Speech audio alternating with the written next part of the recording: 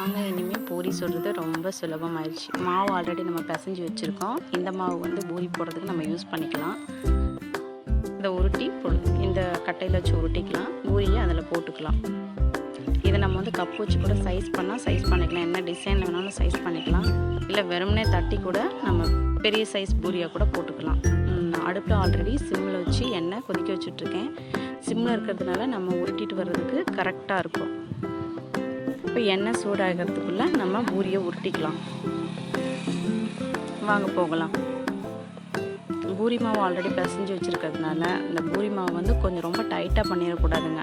ஓரளவு கொஞ்சம் இலகுன மாதிரி இருக்கணுங்க. அது நம்ம கையில் எடுத்து கொஞ்சமாக உருட்டிக்கிட்டு நல்லா உருட்டி ரவுண்ட் ஷேப் பண்ணிவிட்டு அதுக்கப்புறமா இந்த மாதிரி தட்டிட்டு அதை மாவில் கொஞ்சமாக வச்சு டிப் பண்ணிவிட்டு இப்படி வச்சு நம்ம உருட்டிக்கலாங்க. கொஞ்சம் சின்ன சைஸாக உருட்டிக்கோங்க. அப்போ தான் பூரிக்கு கொஞ்சம் நல்லாயிருக்கும். பூரி நல்லா எண்ணெய் சூடான வாட்டி போட்டால் உப்பி வர்றதுக்கு நல்லாயிருக்குங்க. இந்த மாதிரி பெருசாக பண்ணும்பொழுது ஒரு 2 பூரி 3 பூரின்றது கடை பூரி மாதிரியே இருக்குங்க பெருசாக. இதே நம்ம கப்பு வச்சு சைஸ் பண்ணோன்னா கப்பை பொறுத்து இருக்குது சைஸிங்கு. அப்புறம் வேறு டிசைனில் கூட நம்ம கட் பண்ணி டிசைன் பூரியாக கூட போட்டுக்கலாங்க.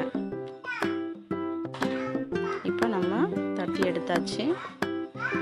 இந்த மாதிரி ஒரு 5 பூரிகளை நம்ம சீக்கிரமாக உருட்டி எடுத்துக்கலாங்க.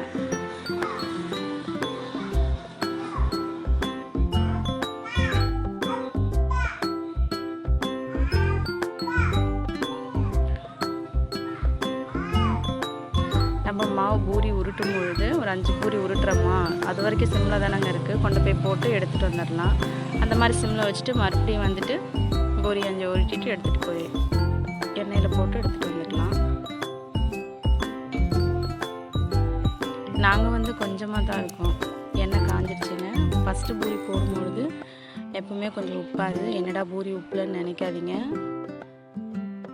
கொஞ்சம் எண்ணெய் சூடாக இருக்கா இல்லையான்னு பார்த்துட்டு எண்ணெய் சூடலைன்னா நம்ம வேணும்னா லைட்டாக சிம்மில் இருந்து ஸ்பீட் பண்ணிக்கலாம்.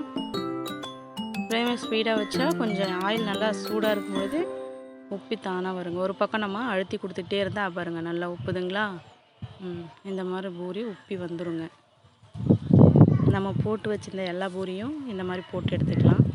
ரொம்ப ஆல்ரெடி நம்ம சூடு பண்ணி வச்சிட்டோன்னா பூரி எடுத்து போடும்பொழுது எண்ணெயில் கருகிருங்க. அதனால் சிம்லேயே வச்சு சூடு பண்ணுங்கள். தேவைன்னா ஒரு பூரி போட்டு எடுத்ததுக்கு அப்புறமா வேணால் நீங்கள் ஃப்ளேமை அதிகப்படுத்திக்கலாம், நல்லாயிருக்கும். நான் எப்பயுமே பூரி மாவு செய்யும் போது அதில் கொஞ்சம் ஜீரகம் போட்டு செய்வேங்க. அப்போ கொஞ்சம் நம்மளுக்கு எவ்வளோ பூரி வேணாலும் சாப்பிட்லாங்க.